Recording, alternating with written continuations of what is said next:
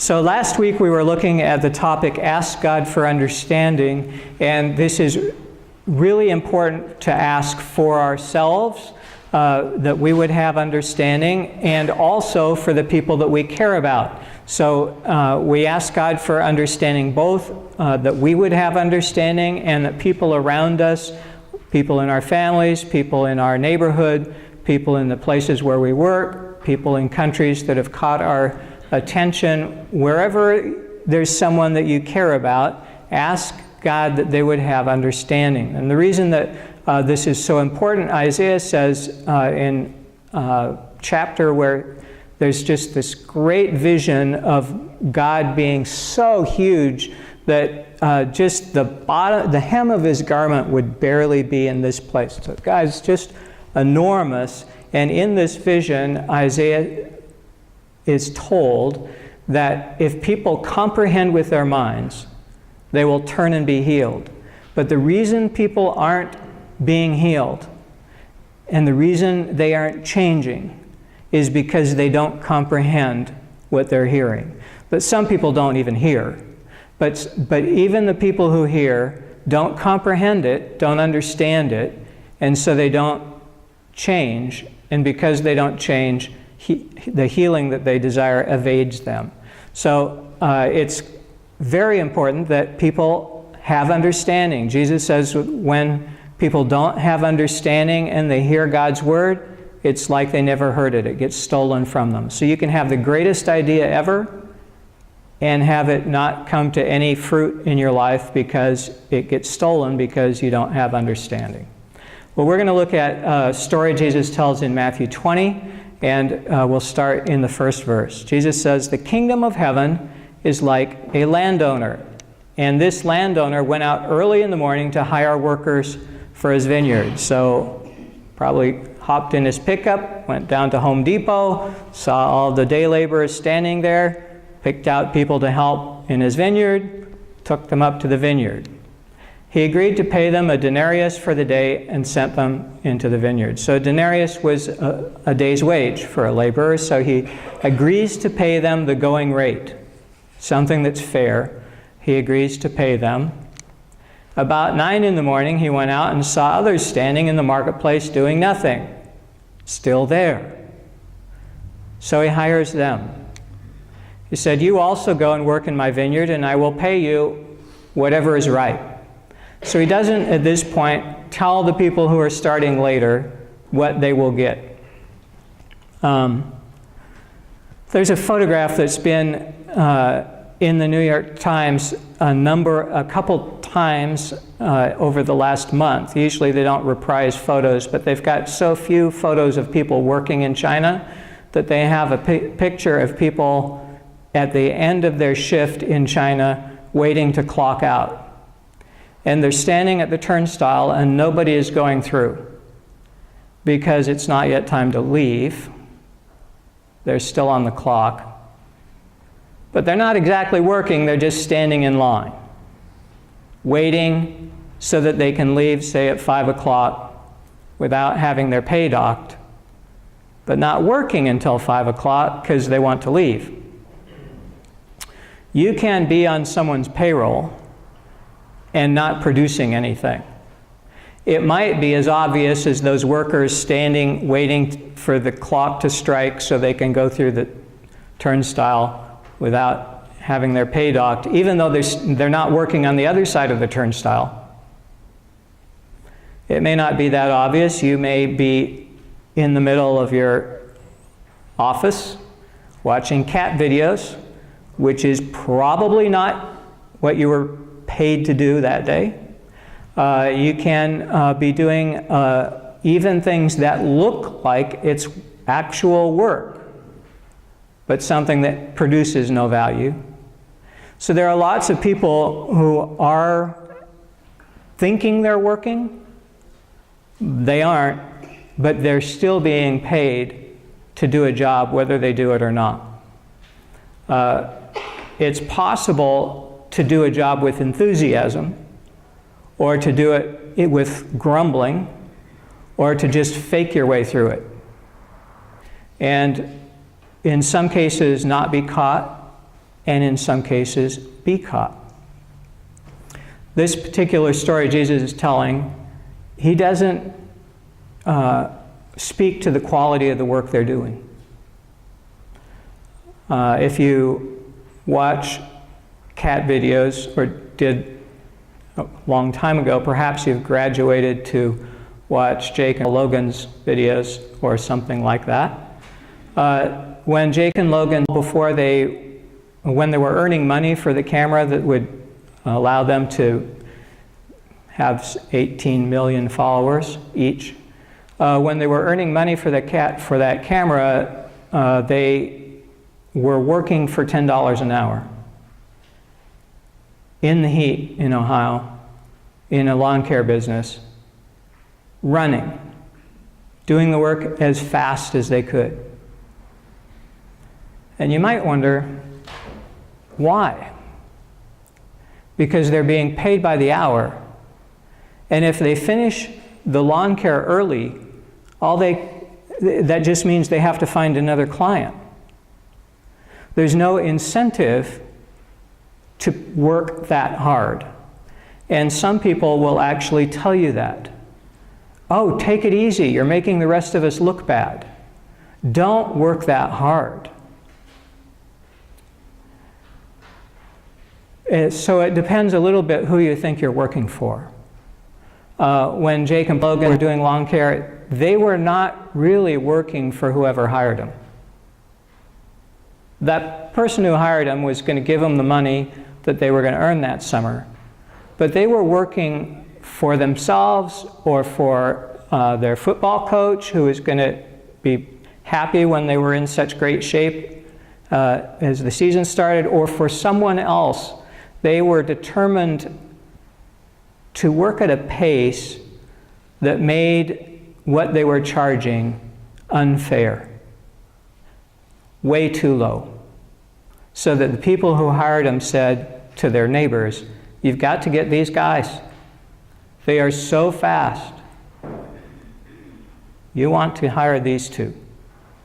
Well, Jesus went into the vineyard and saw that there was work being done. He went back to Home Depot or wherever he found the day laborers about noon and hired some more people. He went back about 3 in the afternoon, found some more people just standing around, and at 5 in the afternoon, there's still some people standing around in Jesus' story, and the person in charge goes and says to them, "Why have you been standing here all day long, doing nothing? You just wasted a day. You could have done anything. You could have written poetry. Maybe you don't value poetry. You could have practiced your layups. Maybe you're not a basketball fan.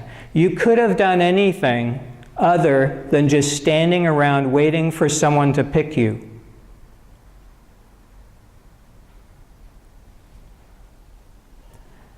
But in this case, they hadn't thought of that. They said, "We're just standing around because no one has hired us." If you're not yet at the spot of working as hard as you can and being self-motivated, this is the wrong era to be finding work with a slackard's mentality. Because the jobs are going to continue to disappear in industry after industry. And people are going to continue to need to reinvent themselves. And if you wait around for someone to take care of you, you will be less satisfied than if you do something proactive. But in Jesus' story, these people were still hanging around. No one had hired them, so the man hired the people at 5 in the afternoon. "Well, go into my vineyard, do some work at the end of the day." When the evening came, the owner of the vineyard said to his foreman, "Call the workers and pay them their wages, beginning with the last ones hired." So, he's going to give everybody their wages and intentionally gives the people who worked for just a couple hours their pay first so everybody can see it. Those who were hired last worked only for an hour. They got a full day's wage. And the people who worked all day complained. That's not right. We've worked hard all day long to get our 1 day's wage. But these people only worked for an hour. And you gave them the same amount as what you're giving us. Not right. We're not going to work for you like that tomorrow. We'll show up at 5. There's some people with that attitude. They miss the whole point. Just completely miss the point. You have made them equal to us who have who have borne the burden of the work and the heat of the day. And the response of the foreman is, I get it, I'm generous. You think, wow, what kind of a story is that? That's a very unsatisfying story. Well, it is an unsatisfying story unless you have someone who is outside God's kingdom and it's towards the end of their days. And you are still hoping that they somehow find their way into God's mercy. God's mercy is there. The vineyard is there. But they're not in it. And so for people who are hoping for the sake of friends and relatives, India, countries that they care about, the wages are the same for everyone because God is so generous. If you are a thief, have had a life where you are completely untrustworthy, where anyone who trusts you gets burned, everyone in your family has been ripped off by you, and you wind up crucified next to Jesus with the life draining out from you and nothing to give, you can say to him, Jesus, remember me in your kingdom. And Jesus' response will be the same to you as it was to the thief on the cross. Today you'll be with me in paradise. For the thief on the cross next to Jesus, he couldn't say, I'm so sorry, I get it now, I'll completely reform my life. He had no life left. He was going to die. There are a lot of people who say, well, God, if you just get me out of this war, then I'll serve you for the rest of my life. And you can test what kind of person they are and whether they pay their vows or not, they keep their promises or not based on what they do, because there are millions of people who have made that prayer and some who followed through. But in terms of Jesus' response to people who come at the last hour, yep, you're welcome. So what about the people who are grumbling because they've had to work the whole day and they don't get anything extra? What some of them haven't recognized is there is benefit in the work. There's not only benefit in the pay. Yes, there's benefit in the pay, but there's benefit in the work. Jake and Logan's videos were watched by millions of girls because Jake and Logan worked really hard in the summer and also worked really hard at football and wrestling and looked like it. They got paid for their lawn care. But the benefit wasn't in the $10 an hour. The benefit of them working hard was the community goodwill that they acquired and the fitness that they acquired, and 100,000 other things. When you are at work doing a slovenly job, you will get a slovenly pay. Your pay from whoever hired you may not reflect that, or it might. It easily could. But sometimes you can work in a slovenly way and get paid as if you were putting in a fair day's work. But that's only counting the dollars that you earn. And that's very inconsequential compared to the real pay for how you invest your day. When you invest your day, you get a return on it. And the return will be equal to how you've worked. It will not always be equal in dollars. There are many people who are doing a great job and not getting what they deserve in terms of dollars. But they will get their reward. That's a promise of Jesus, promise of the Bible. At the end of all of our days, everything is going to be sorted. And people who missed out, even though they did things that were worthy of praise, they will receive their reward. And we serve an awesomely generous God, so that people who at the end of their days come to their senses and say, God, I've squandered my life up till now. I haven't got hardly any much left. But I want, starting today, to work in your kingdom. For those people, the wages are the same as someone who's worked the whole day long. And if you work the whole day long and think that there's no value in the work, you'll be a grumbler like the people in Jesus' story. Unless you value what you get to do. You get to heal the sick. You get to raise the dead, or some modern equivalent of it. You get to do miracles that nobody else believes is possible. You get to pray and see God do amazing things where everyone else couldn't figure it out, where they were stuck.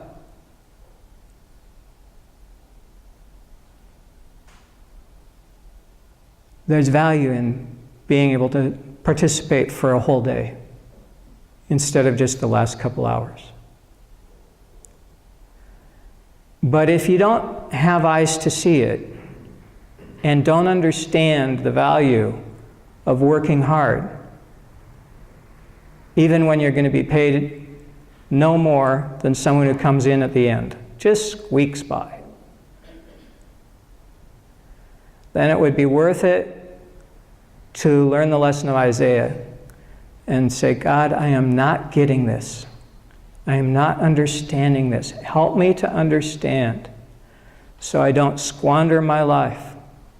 Help me to understand so with the time that I've got, I can use it on things that are of such great value that the pay is inconsequential because I'm getting so much else out of value. So I've got something that's been on my mind for a week or two, so I think it'll be helpful to some of us.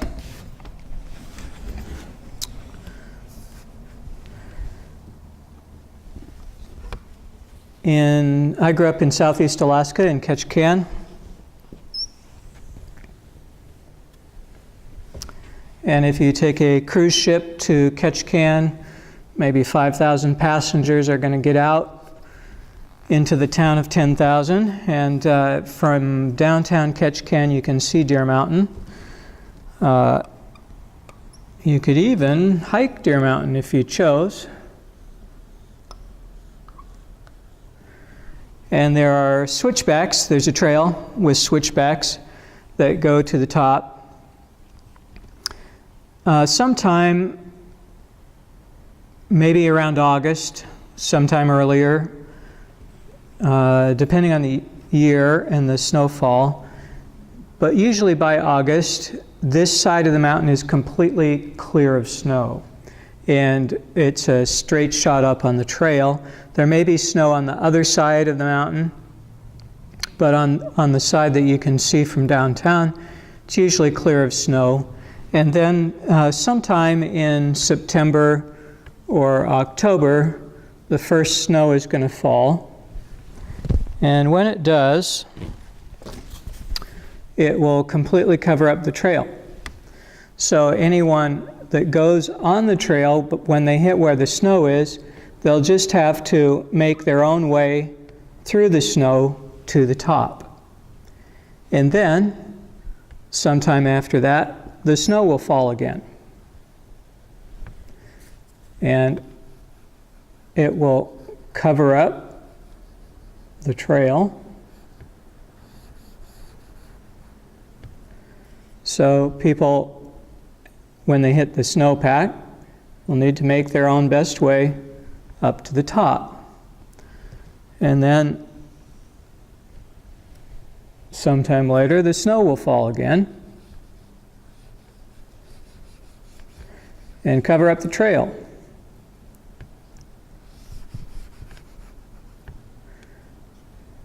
And people will have to make their best way through the snow up to the top. And this will happen dozens or hundreds of times. So by the spring, there may be dozens of these trails that go down to nowhere, or possibly hundreds of them. And so in the spring, after this has happened a great many times, if you make your way through the snow up to the top, then maybe go around to the other side to see how things are, and then have lunch, and then you poke around, not paying too much attention. It's hard to know which one of the trails is the right one. And if you start down one of them, you may get to where it just dead ends, and you think, well, I'll just go straight down from here. And I did that once and came to a cliff. Somehow, if I'd have known where the switchbacks were, the trail would have taken me out of the way of this cliff, but I didn't know which way to head. So back up to the top, another one down, get to another dead end. Well, maybe I can make it down from here, get to an impenetrable thicket. You just can't get through it. Back up to the top. Maybe this one will work. Get down to where it runs out, and eventually another obstacle. And on one of my hiking trips, I had done this over and over and over, trying one trail that didn't work out after another, thinking, well, maybe I can make it from here, getting blocked. Until it was a half an hour before sunset. And many of you have had a similar experience when you lose your house keys and you look all over the house until there's no place you haven't looked. You finally give up and say, God, I can't find them. Will you help? And I was in that spot. It was a half an hour before sunset. There were no bear in those days on this side of the mountain. There is a possibility of wolves. But I wasn't dressed for the cold that was coming. I wasn't dressed for the night. And I wasn't looking forward to the possibility of wolves, even if it was small. So I just said, God, would you help me to find my way down this mountain? And I opened my eyes, and I found myself looking straight at a point of surveyor's tape. Now, it was a long ways away. And it was in a thicket. I mean, it was very hard to see in a thicket, but in a just a tiny amount, just barely visible, I could see the orange surveyor's tape a long ways away. In that part of the trail, the trees were tagged with orange surveyor's tape so that when the snow covered the trail, you could at least find a tree, and then if you looked really hard, about a tenth of a mile or something like that, there would be another tree tagged. So I had found one of the only trees in the area that would have a tag. When my prayer ended, I opened my eyes and there it was. Now it was a long ways away. But I was able to get off the mountain.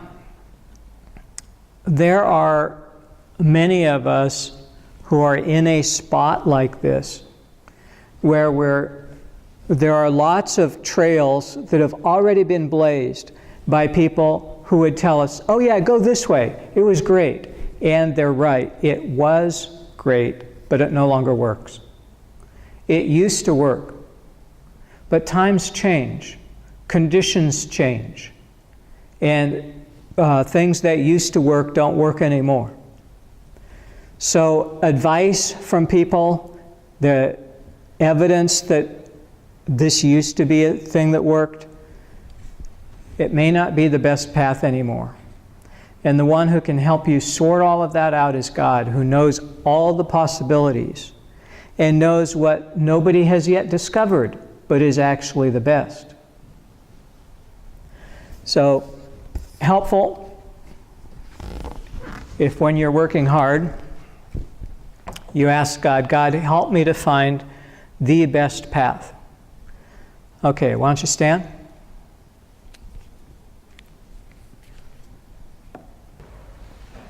God, there's some people who are under the illusion that all trails go to the same place.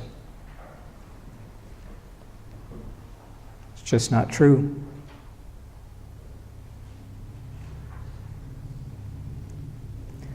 There's many of us who are on trails that used to work, but we're heading straight for a cliff or an obstacle that cannot be passed.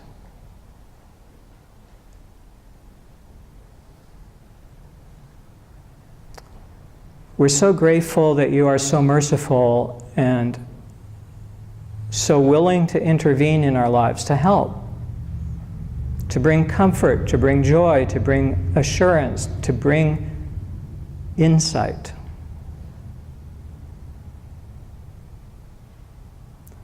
So we ask God that for those of us who are on the wrong path, that you'd help us to quickly find the best path and switch to it.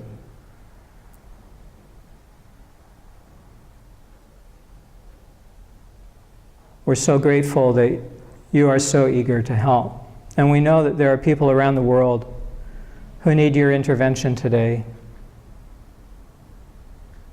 And so we ask for their sake. There's people around the world today who don't have understanding, but they don't know that they need to ask or that it would be helpful to ask. So for the sake of people in India who've never met you or heard about you, we ask, Jesus, that you help them to see what would be most helpful in their life. For people in Pakistan, in Iran and Iraq, and Japan, for all the nations of the world, including this one, where there are people who don't yet know of your amazing love, that you would help them to discover that you can be approached at any time because you care about us. And you only give good, so we can ask for anything, knowing that we'll only receive good in what you give us. Thank you that you have such mercy and generosity that people can ask at the end of their lives for things they completely don't deserve. And you are generous, so much so that it causes some to be unhappy Help us to be in the happy group, Jesus, that's so glad we've gotten to work all day long, and so glad that you're still letting people come into the vineyard to work. We praise you. Amen.